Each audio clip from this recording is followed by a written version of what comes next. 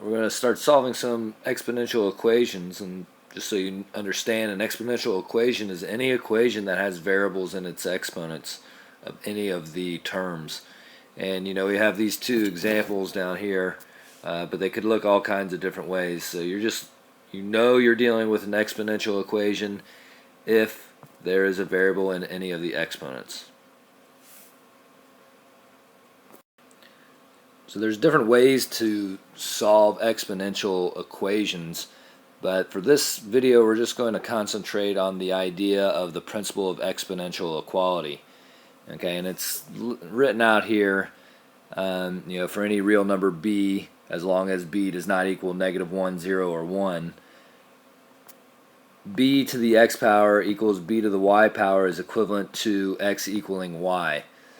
Okay, and so we're going to end up trying to do with this idea of the principle of exponential equality, if we can have the same base and they're equal to each other, that means that the exponents have to be the same.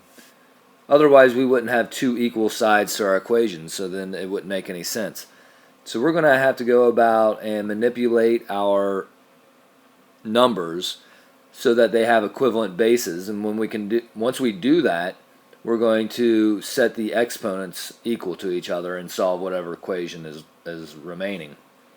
So you do have to be pretty straight on all of your exponent rules for this to work out well. But there's no new exponent rules, and so we're just going to be breaking numbers down into smaller bases of the original number. We're going to look at this equation for our first example, and all of the ones that all of the equations that you're going to use this idea of the principle of exponential equality are basically going to look the same. I mean, you're not going to have a whole bunch of other things going on except for just two numbers equaling themselves. What we're trying to do is get the bases the same. Right now there's nothing we can say really, because our base is 4 on this side and 16 on this side. You can break things down as far as you want, but as long as you can rewrite your base as one number raised to an exponent, and that's important. Don't break these down to necessarily their prime factors. Sometimes that is what you would have to do, but not always. We just need to manipulate the bases. Okay, we need to write it as one number. So I'm not going to even mess with this side, because I know 16 can be written as 4 squared. Now the only way that this equation makes any sense is if these exponents are exactly the same. And so we are trying to solve for x here. And so what we're going to do is just take the exponents and set them equal to each other, because that's what has to happen for this equation to work. And now we're just going to solve this simple equation. We're going to add 5 to both sides and divide by 3. So x equals 7/3. And so, if you plugged in 7/3 into this equation, you multiply it by 3 and get 7. 7 minus 5 is 2. 4 squared is 16. So let's make the bases the same on both sides of the equation. And I guess it doesn't really matter which side you manipulate. I usually manipulate the more difficult side, and it sounds like it's kind of weird, but I think it's easier to do it that way. So first of all, this is a fraction, and so I don't want it as a fraction because this one here is not a fraction. So if you remember your exponent rules, you should say, well, a negative exponent changes a fraction around. So we can rewrite this as 5 to the x equals 125 to the negative first power. Okay, and these two things are equivalent, and that's very important. You can't change what's going on, and we can just write it indifferently. These are exactly the same. Alright, so now I still don't have the same base, But, if you think about it, you can rewrite 125 as 5 to some exponent. And so, maybe you have to go off to the side to figure it out, and you're breaking it down. And this won't work. It's kind of like a little hint. I mean, it has to be 5 to some power. I mean, otherwise we're not going to be able to use this idea of the principle of exponential equality. So, we better be able to break 125 down into 5 to some power. So again, you can go over here and do that. Make a little factor tree.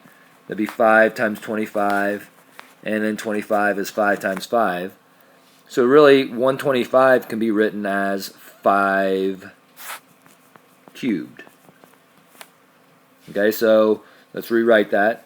5 to the x equals 5 cubed raised to the negative first power.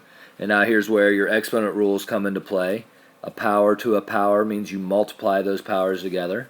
So we have 5 to the x equals 5 to the negative third. We've done what we needed to do. We got the bases exactly the same. So now we can set the exponents equal to each other and solve. Now, of course, this one's already solved. And so there you go. Again, you can check this very easily. 5 to the negative third is going to be equivalent to 1 divided by 125, and you can check that easily with a calculator. So again, we're manipulating the bases so that they become the same. This one's set up already. I mean, this is a prime number. You can't get any, can't change the base of that at all. And so we got to be able to make this base 7 to some power. Okay, and I think this is a pretty easy one because 7 squared is 49. So we're going to keep this the same. We're going to write 49 as 7 squared. And this is an easy check. Are these two things equivalent? Yes. Right? They're just written differently. We have to understand our exponent rules here. So we're not changing the left-hand side. Again, a power to a power means you multiply powers. So this would be 7. And again, you got to be careful, right? Everything that we've talked about is in play right now. We better distribute that 2. We have like bases. So let's go ahead and set the exponents equal to each other.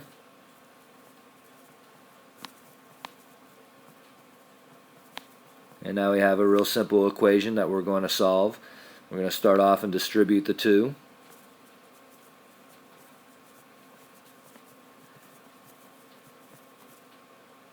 I'm going to subtract the 4x to the other side and have 2x minus 2 equals 10, negative 10. I'm going to add 2 to both sides. 2x equals negative 8. Divide by 2, and x equals negative 4.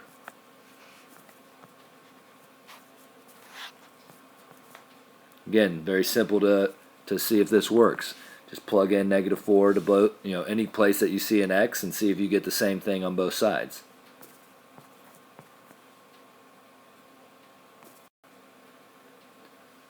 There's nothing that says that you can't manipulate both of the bases. And this is a example of that. You can't write 8 as 4 to any power. So we're going to have to see if we can break both of these down into the same bases, and that base would be 2. So 8 is 2 cubed. That's raised to the 6th power. And 4 is 2 squared, raised to the x squared power. And again, easy to check as you go. These two things are equivalent, and these two things are equivalent, so we're happy. Power to a power means multiply your powers. So this is 2 to the 18th power equals 2 to the 2x squared power. Our bases are the same, so we can set our exponents equal to each other. And we're going to solve. Divide by 2. You get x squared equals 9. And take the square root. Make sure that you get both of the answers. X is going to be a positive and a negative 3.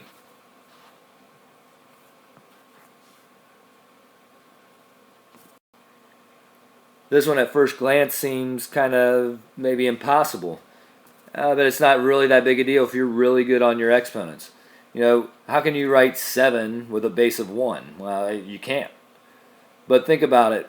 Any number raised to a 0 power will give you 1. So our only option is to say, well, this exponent has to be equal to 0.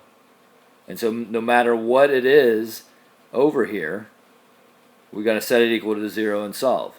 So now we're going to divide by 4, and x is 0.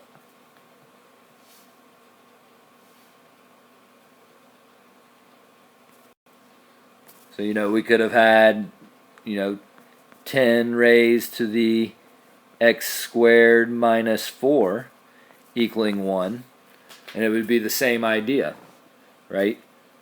The only way we can get something raised to a power to equal 1 is if that exponent is 0. So we're going to set that equal to 0,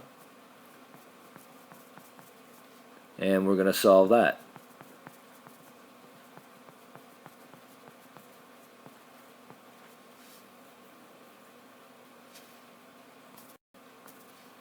So this final example is a really good one because you really got to be up on your exponent rules and manipulating your bases. We want one base over here, and we have it where there's the same base, but they're kind of separate. So when you're multiplying like bases, you have to remember that we're adding the exponents together. So we can change this left-hand side into 3 to the 4x plus x squared.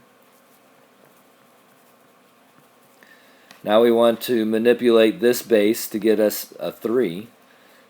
And so we're going to leave the left-hand side alone for a second. We're going to write 1 over 27 as 27 to the negative first. Then we're going to write 27 as 3 cubed.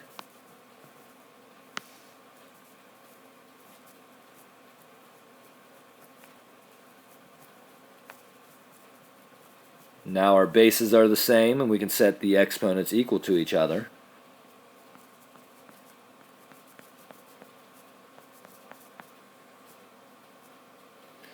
Okay, and this is a quadratic, so we got to get it set equal to 0. When I do that, I'm going to rearrange the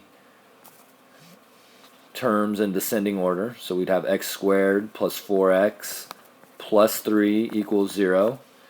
And again, we have to solve this quadratic, and if you're more comfortable with always using the quadratic formula, that'll work out just fine. Just make sure you get both of the answers. But this one factors, and so I'm going to factor this. Right? We're thinking of numbers that multiply to give us 3 and add to give us 4. Oops.